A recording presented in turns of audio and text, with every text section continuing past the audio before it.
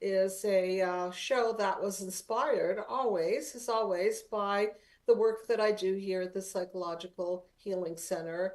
And one of the biggest challenges people have is that although they get sick being with a narcissist, they're also highly addicted, codependent, toxically bonded.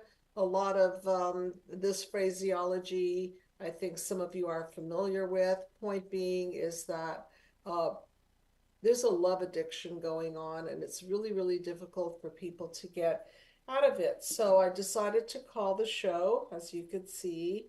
Um, Oh, you can't, no strength to leave the narcissist. Well, now what? What's going to happen? So you've got no strength to leave the narcissist. And I have patients like this. They have no strength to leave the narcissist. And at some point, they just dig their heels in and say, I can't live without her. I can't live without him. Of course, they're trapped in what I call a double dungeon of darkness, of torture, but their idea of exiting the relationship and rebooting their system and trying something new with somebody else doesn't feel possible to them. It actually feels impossible. So I want to get into why this blueprint exists, what happened that people are so tied to these narcissists. Why is it that leaving a narcissist is almost like leaving the oxygen that you breathe, the highly addictive qualities? And of course, I want to hear from you. So this is a call-in show, everybody, and I'd like to hear about your stories with narcissistic relationships, whether they be people in your family, spouse, a lover, a boss, maybe even your own children. So I want to hear from you how you feel trapped in the relationship, what specifically it is doing to you, and let's see what happens if you don't leave that narcissist. So again, the call-in number 323-524-2599. And here at the Psychological Healing Center, I and my team specialize in helping people heal from narcissistic abuse. I have a wonderful video that is centered around healing from narcissistic abuse. If you don't want to do therapy, please just buy my video. And if you have a picture of it and you could put it up there on the screen, I would appreciate it. Thank you so much. Healing from narcissistic abuse. And it is a breakdown, a step-by-step breakdown talking about how narcissism is created, who narcissists go after, why people are attracted to them, and tonight emphasizing why people stay in such a relationship and how toxic it is and how difficult it is to get out of. So I had a few thoughts earlier in the day about object relations theory, which is a theory that was developed back in the day. People like Melanie Klein and Heinz Kohut and Otto Kernberg. These were the people who theorized that in order to have this healthy human psyche, you've got to internalize the good enough object. There's a concept called good enough mothering. And good enough mothering means just that, good enough. The mother's not perfect, father's not perfect, but they're good enough to lay down a blueprint in the child that's going to give them a healthy sense of object relations, which means that there's a sense of peace, a sense of consistency, a sense of uh, like a home base, an internal home base that consists of these internalized figures that lay a foundation of mainly consistency. That's very important. Mirroring, attunement, consistency. How does that form? eye contact, skin contact, constant back and forth relationship between mommy and baby. Those first 3+ years of life, so vital. Children need all of this stimulation because then they form these internalized models of consistency and continuity and good object relations, as they call it. And if you didn't get that, if you didn't get a good solid sense of mother or father, then there is what I refer to as a hole in your soul. And what is this hole in the soul? It is that missing piece. There was a book back in the day called The Missing Piece Meets the Big O. And the missing piece in this case is the missing piece of that parental figure that laid foundationally down this sense of peace, consistency, optimism, harmony. And so the hole in the soul is that which didn't take place and now is feeling empty and scary and needs to be filled.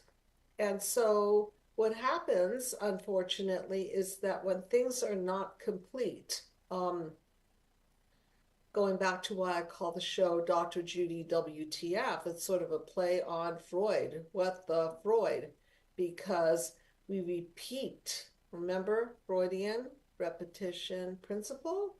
We repeat the things that are incomplete. So if we don't feel complete, we will repeat. I like the way that rhymes also. So maybe you can remember that. If you don't feel complete, you will repeat. So if you don't feel complete with having a nurturing mother, you will repeat with an injury, a like-minded injury with a person who's going to do unto you what your mother did or your father did. So if you felt abandoned by a mother or abandoned by a father or belittled by them or unworthy of them or not loved by them or any of these horrible experiences, then the psyche will search out similar energy, similar person to complete this what the Freud.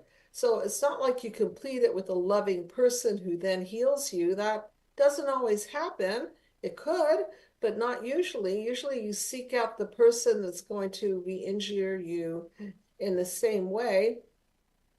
And the problem is that if both of you are unhealed, that person is going to do unto you what was done unto him or her, and you're going to seek out the person that will do it to you. And then you're taken on a long ride of what I call what the Freud. So let's mind map it so you can see what the Freud I'm talking about. So I like to make things really simple. So if you look at the mind map, you could see in panel 1 the light in the background, which is you. It's your potential. It's the best of your best. It's the light that you share with the world or can potentially share with the world. It is your higher self, if you will.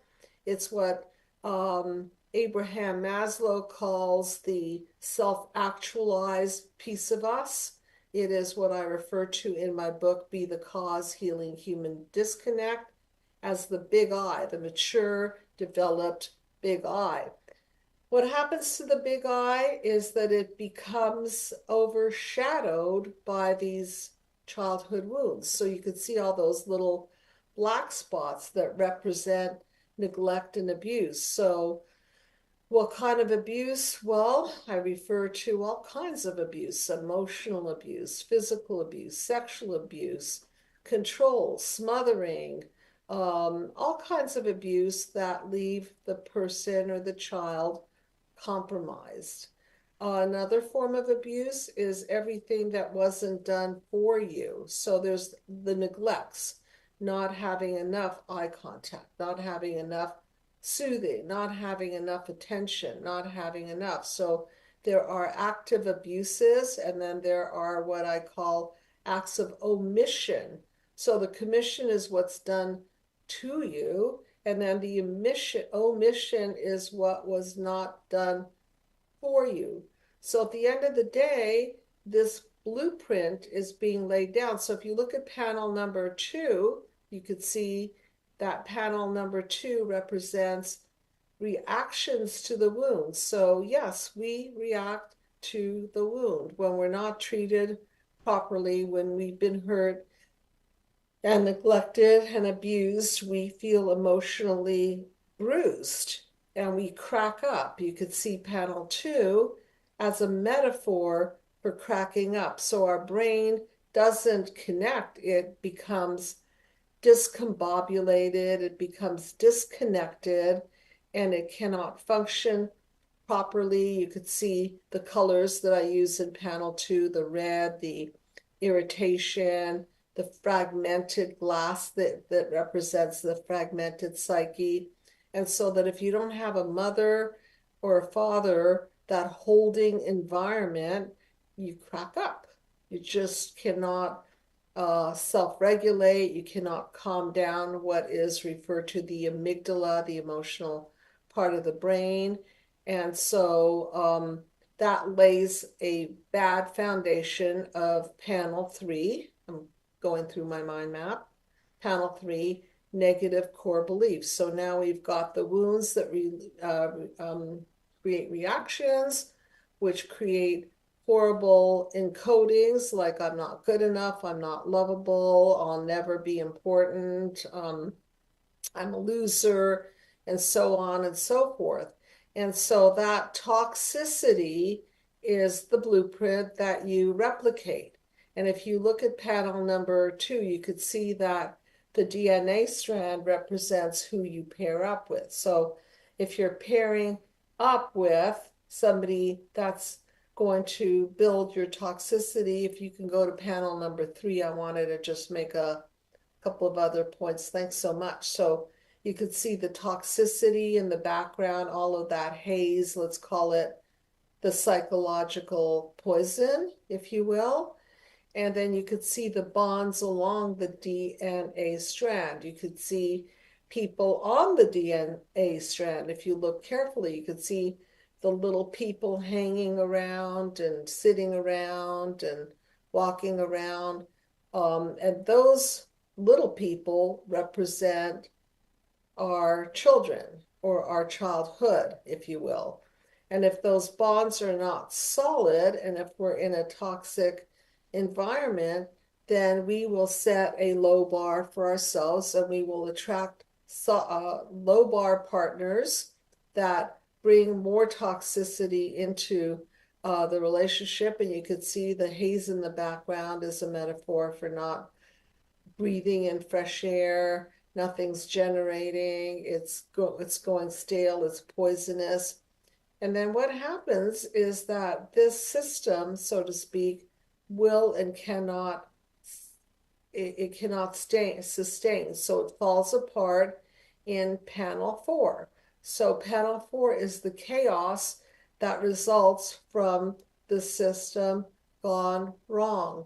So let's say somebody tries to leave the narcissist. Well, in a healthy person, you're probably not going to pair up with one. And in an unhealthy person, it's so hard to leave the narcissist because anything is better than nothing. And if you see panel 3, although it's a negative something, it's in the mind of the person that's addicted and hooked, it's still a something. I'm not good enough is better than nothing in that person's world. I'm not lovable is better than I don't exist in that person's world. And so the idea of letting go of the narcissist brings a lot of chaos and brings a lot of loss and brings a lot of abandonment. And those feelings are so painful. Now we're back to, in a sense, what I'll refer to as complex PTSD, because it's intolerable to leave the narcissist, because at least the narcissist is a representation of a a love object, albeit not a very good one, a horrible one, but still represents a love object. So imagine a baby being lost and forlorn. I think the baby would rather be with a sick mother, a sick father, a mother or father who beat them up or name called them, as long as they don't abandon them. Because abandonment is the worst form of abuse. And there's not only physical abandonment, there's emotional abandonment. So let's pick it up from there. So, what if you're in this toxic relationship and you're with a narcissist? And we already know a little bit about narcissism. And one of the key points of narcissism is they will take as opposed to give. So, lucky narcissist, I'm being facetious, okay, but let's say that person thinks they're lucky because now they have a person that idealizes them, a person that will never leave them because they're too sickly hooked on them, a person who is always going to hold them at a higher level than even they hold themselves. So, what does that do to the narcissist? Well, they could do anything, really. If a person will never leave them, they can ignore them. That's okay. They can name call them. That's okay. They could cheat on them. That's okay. They can take money from them. They can abuse them in other ways and then fake apologize, and the person will grasp onto that apology like it's some sort of a breath of fresh air, but it's not, because it's a true apology means that you're learning and that you will never do it again. In the case of a narcissistic apology, you're not learning anything. You're just learning that it's good to say sorry so the person doesn't leave and will continue to cook your meals and do your laundry and keep the bed warm at night while you're out late at night. And the magic words are pretty please and I'm sorry. And so it really doesn't require a lot from the narcissist to keep a person who is narcissistically injured in the system. And this is really, really sad because I was thinking, now what? So now what? Now what happens to the person in the system? I was just reading something. Let's see if I could quickly find it. It was having to do with autoimmune disease. Okay, so we know the mind and the body are interconnected. So what happens to people who live with narcissists? Well, I could tell you from personal experience, I got very, very sick. The environment is so toxic that after a while, you're literally, your muscles get tight and you break down and you lose energy. And here's what I wanted to read to you. You could Google it if you want. There is a growing body of evidence that suggests a link between narcissistic abuse and autoimmune disorders such as rheumatoid arthritis, fibromyalgia, and various inflammatory issues.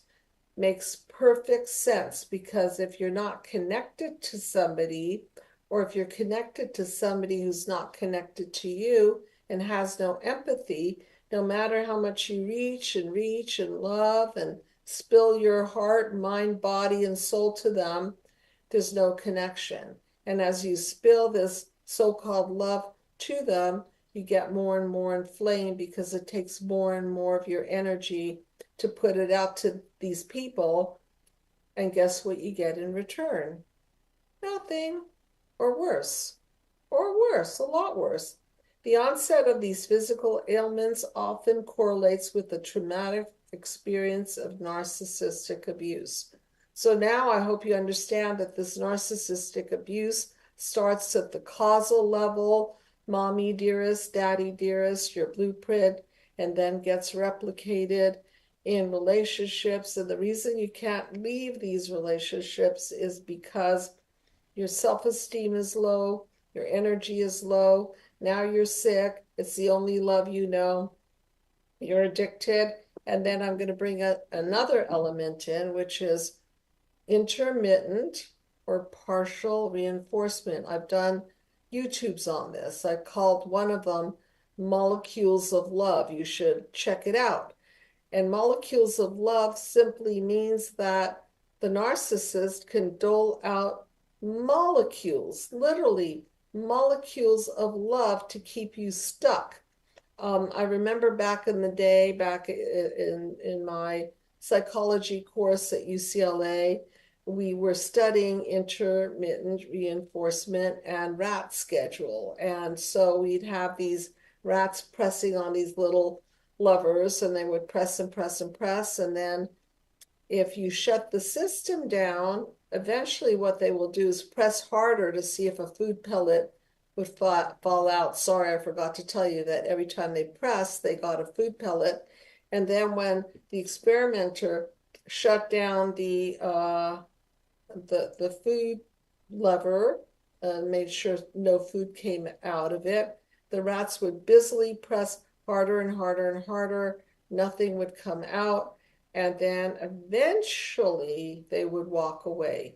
Eventually. Now, what do you think would happen if one little pellet fell out of that little food container? Well, I could tell you because I saw it with my own eyes. That bar pressing habit would reignite, and the rat would come in stronger, faster, more vigorous, more energy spent, pressing the bar, pressing the bar, pressing the bar. Now let's draw a parallel to the relationship. So let's say the narcissist has now ignored you for days and has borrowed money from you.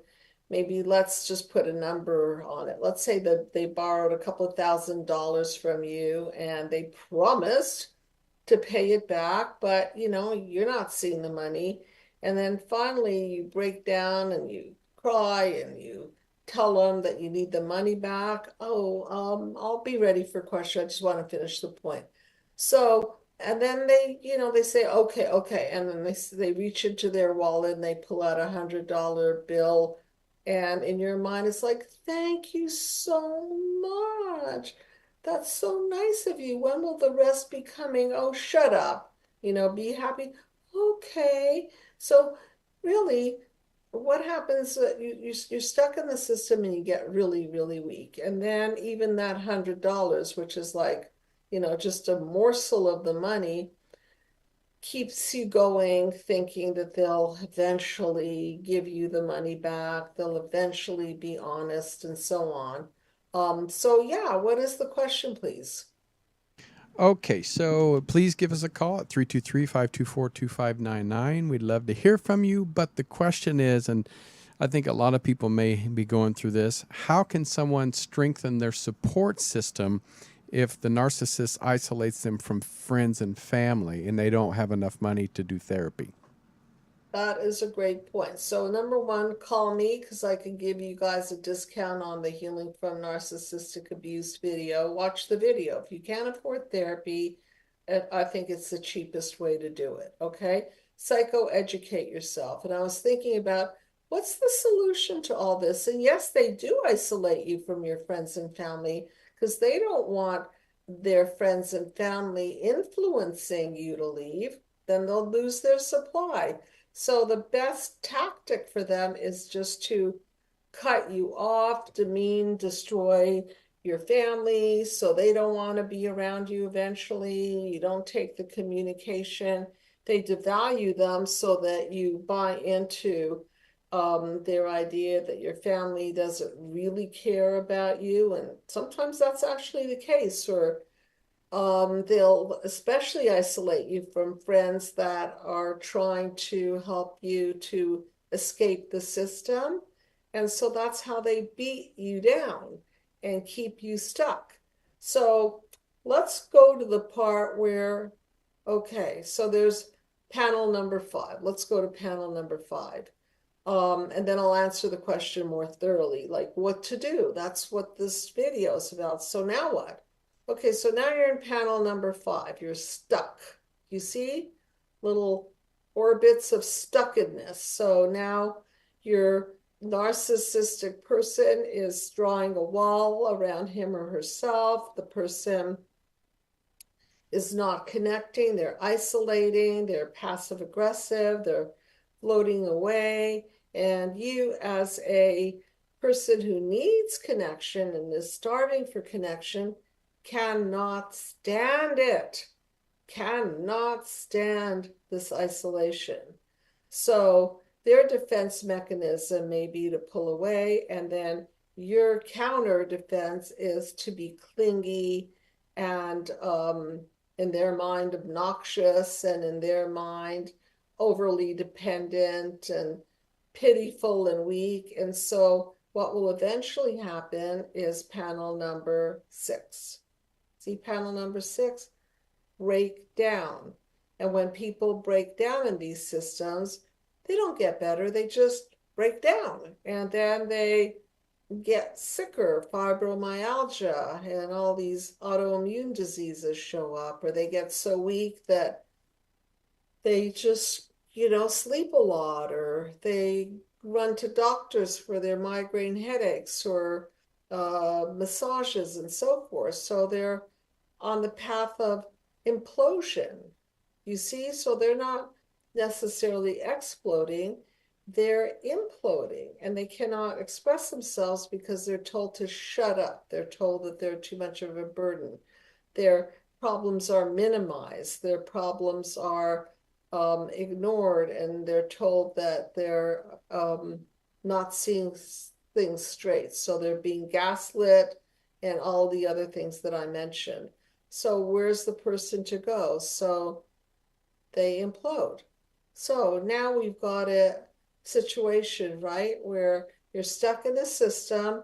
The person is taking out all of your juice, so to speak, your emotional juice, your financial juice, your intellectual juice. So you're being drained, and they are insatiable. So it's not like they're necessarily benefiting, because the more they take, the more they need, and the more they need, the more it feeds their insatiable appetite. And so no one's getting anywhere quickly. Okay, so more breakdown, more breakdown.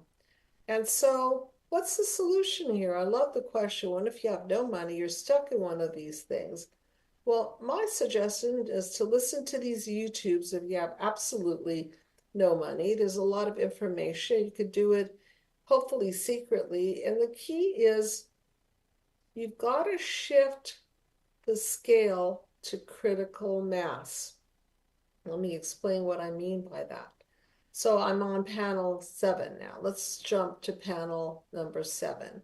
So what is 7? It could be a nice, sweet panel of interconnection and paradigm shift and beautiful love and kumbaya, or it can represent the vampiring system of taking.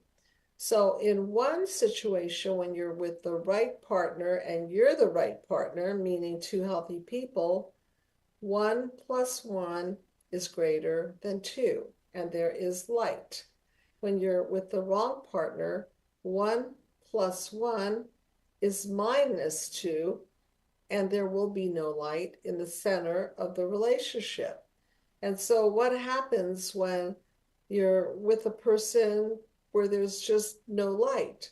Well, your lights go out, and they're not creating any light because they're not being of value on any level except for selfish value to themselves. They're not generating goodwill, they're not generating growth, they're not generating any sort of synergy. And so it's like a no-win system. So I'm going to go back to critical mass. How do you solve this? See the light in the center? You've got to maintain that light as your light. Okay, so yeah, I understand you give a lot of your light away to the narcissist, but just if you could imagine for a minute putting aside some of that light for yourself and feeding that little bit of light, maybe you'll get a little bit healthier by eating the right food, or maybe you'll start exercising, or maybe you'll make a new friend that your narcissist doesn't know about, or maybe you'll start psychoeducating yourself. And the paradigm shift that I'm referring to is that when you no longer buy into the lies and you no longer buy into the core beliefs that were established when you were a little child. And by the way, you should get a copy of my book, Be the Cause Healing Human Disconnect. The PDF is still free, and then you can get a hard copy or a soft cover copy from Amazon.com. So you can order Be the Cause Healing Human Disconnect from Amazon. And in there, it explains all of this. And so while you are working on being the light and nourishing yourself, you have to also draw boundaries. And the first boundary could be that you do not absorb the narcissist's treatment of you. So if they tell you you're stupid and ugly and fat and a loser, whatever, I want you to start observing it as opposed to absorbing it. Why would you even buy into that? Because your parents might have told you the same thing. So deep down inside, you believe that. But one way you can get some therapeutic distance from your core belief and what the narcissist is doing to you is to work on your negative core belief and source it back to the cause, source it back to the fact that your parents laid down that blueprint. It's got nothing to do with you, and the only reason you're tolerating it is because you have a low bar family. Do you think people who come from healthy, loving, nurturing families would tolerate for a minute somebody demeaning and devaluing and destroying them? No way. They'd probably kick them to the curb. So it's not gonna be a match. Okay. So what I want you to do is internally start to unmatch yourself from the narcissist, meaning you've got to put stock in yourself. And as you build your love of self, then you're going to feel the difference between the way you treat yourself and the way the narcissist treats you. And you want to make this wedge more and more pronounced as time goes on. So, for example, when the narcissist is telling you that you're stupid, you can observe that and then remind yourself that the reason that person can even affect your reaction to that phrase is because perhaps your parents called you stupid. So do you see? I want you to start connecting the dots, and then I want you to start increasing and investing in your self-love to the point, slowly but surely, where you kind of like you're building a bank account called self-love. And this self-love keeps growing, and the narcissist keeps trying to knock it over and knock it down. But at some point, if you really focus on it, the way you treat yourself and the way the narcissist treats you is going to be too distinct and too abrasive.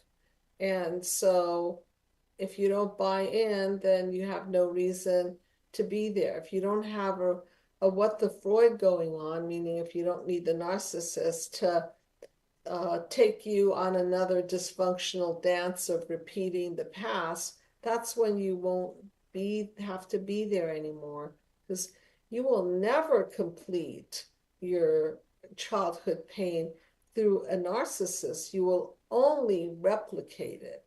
And that PTSD is going to recur over and over again. And that's what will cause these autoimmune symptoms, the fibromyalgia, et cetera, et cetera. So can you see the loop here? One is you increase your light unto yourself. And you can even do that by putting your light into helping other people. Maybe you want to start writing, or maybe you want to start talking, or maybe you want to just start helping other people, because the more you're the light and they're the darkness, the more you will love yourself, and then you won't like what they're doing, and you guys won't be interconnecting like a toxic spiral, as in panel 3. You will want the panel 3 destroyed. You will no longer want to be in psychological toxic prison, because your own internal world will get healthier and healthier. Back to object relations. Now you are the object you're relating to, and you're a good and loving and solid and boundaried influence upon yourself. So once you can give yourself that, you will start behaving more respectfully toward yourself, and you'll be more aware of how little the narcissist, if anything, on the even more on the contrary, is taking away from your life. So any questions or call-ins? This is a call-in show, and I'd like to hear from people who are in a narcissistic relationship and they think that they will die if they are left or if they leave. Okay, another question. Go ahead. Someone's asking how you can start like setting boundaries with a narcissist when they fear confrontation or pushback. Well, they're not going to really let you set a boundary, because they're going to want to challenge your boundary. If you no, they don't like the word no. Make me dinner. No. Well, how do you set that boundary?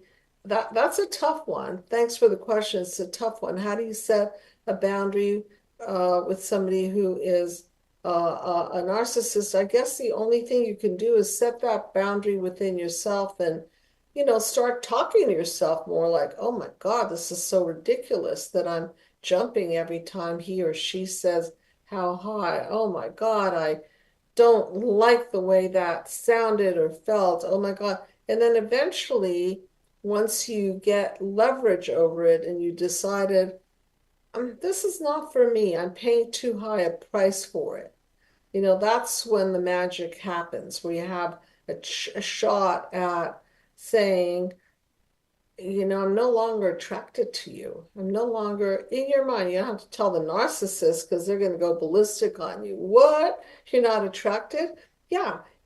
And hopefully, I'm hoping for you, you'll come to a place where that person is actually unattractive to you. Wouldn't that be wonderful if they do something that in the past sounded great? Wow, they finally called you, or they finally bought dinner for you, or they finally told you that you look pretty, but that after a while you don't really care, because it just doesn't feel meaningful anymore. It's not nourishing anymore. So that's why I want you to set up a competition between the way you treat yourself and the way they treat you. You don't have to be too verbal about it, because they won't let you, set that boundary, but you could set it within yourself and start saying to yourself, that's disgusting, I don't want to be talked to like that. That's unattractive. That is so unsexy. Wow. I'm better, like after a while you start thinking, am I better off without this person?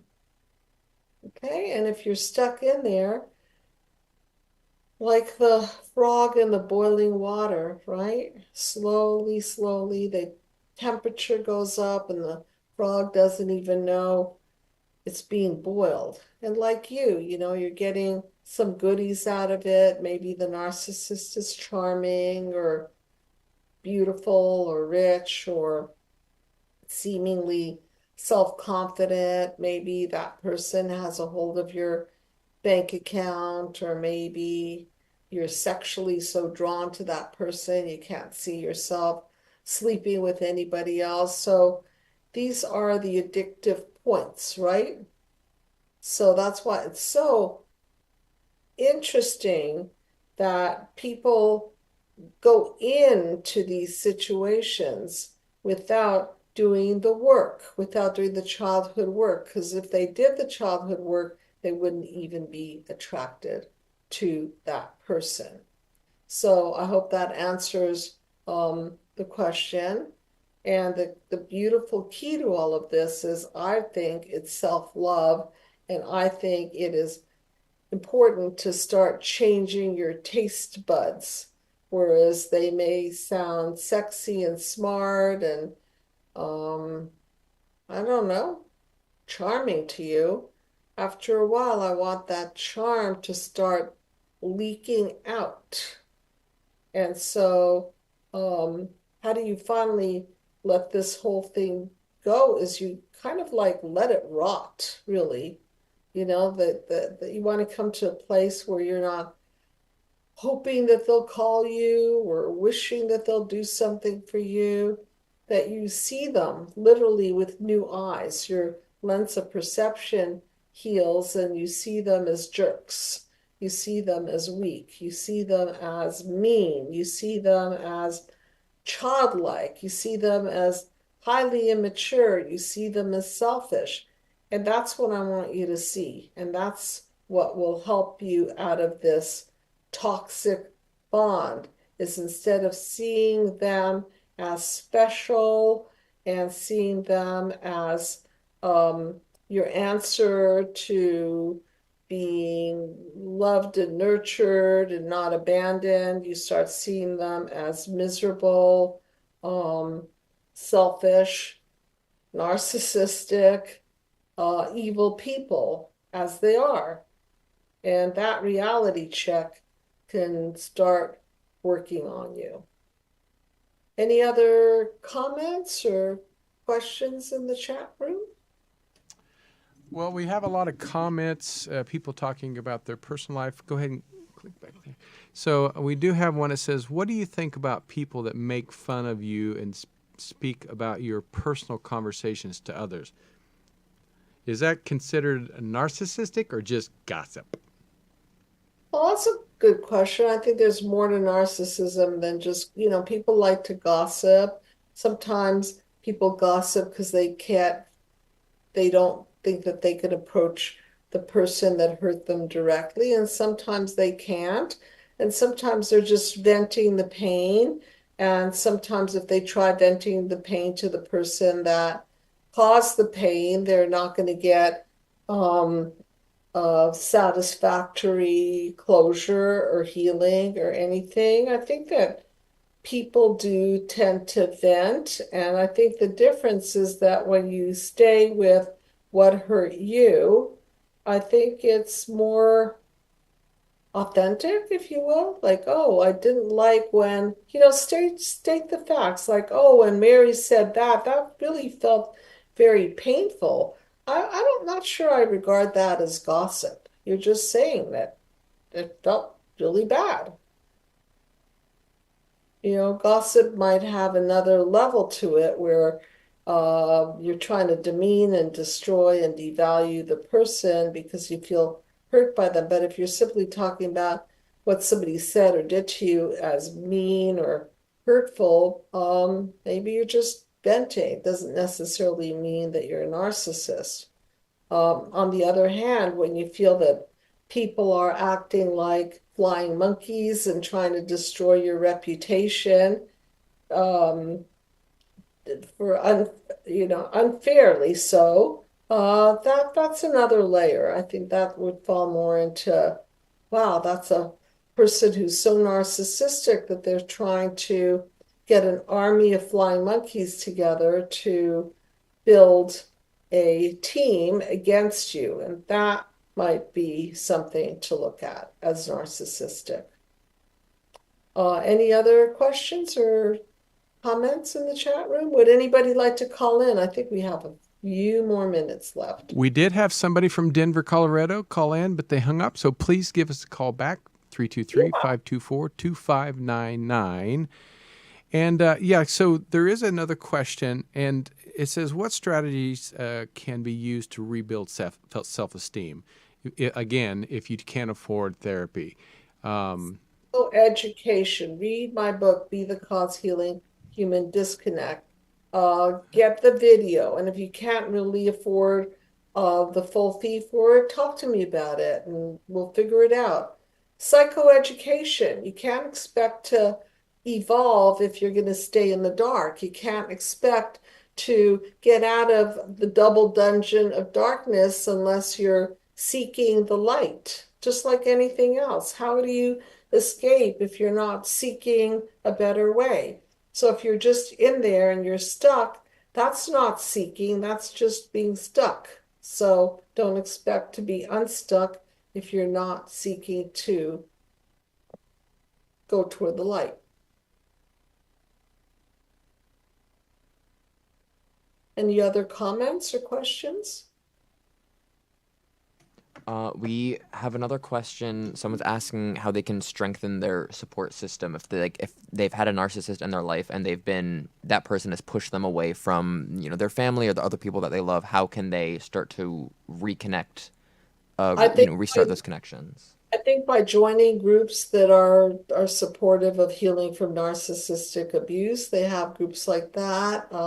Even if you go to 12-step meetings, they may not specifically address narcissism, but just being around people who are trying to find the light.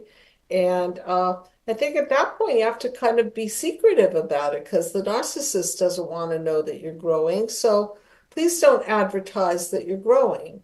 And then just keep doing the right thing. And then eventually you'll find that opportunity to escape. Keep growing financially so that you can pay your own bills and get your own place to stay if need be. And don't be leaning on them. So break your codependency. I'm sure there are books out there that have titles like Codependent No More or, don't lean on him. Because if you lean on him or lean on her and you're not really creating synergy, you're on your way to chaos, defenses, and breakdowns. Okay, and the best thing you could do is don't get in a relationship until you're healed. And even when you're healed, don't get into, I'm not a fan of unintentional dating. Dating is to meet the person that you're going to be with, not as a recreational hobby. And, there's just too much emotion involved. There's too much at stake with your mind, body, and soul. So get in a place where you can date to mate. I've been talking about that quite a bit. And don't allow people into your life, into your body, into your psyche, unless they deserve it. It's earnership. So I hope that helps. And I'm a big fan of prevention. And the quote in my book that I love the most is by Einstein. And he said that smart people solve problems and geniuses prevent them. So be a genius, heal your childhood wounds. Don't get into a relationship with anybody until that's good.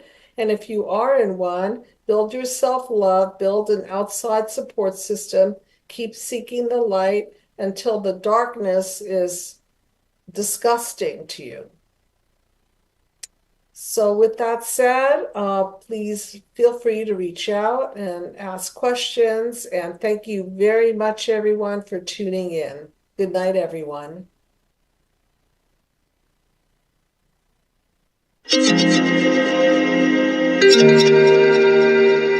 Thank you.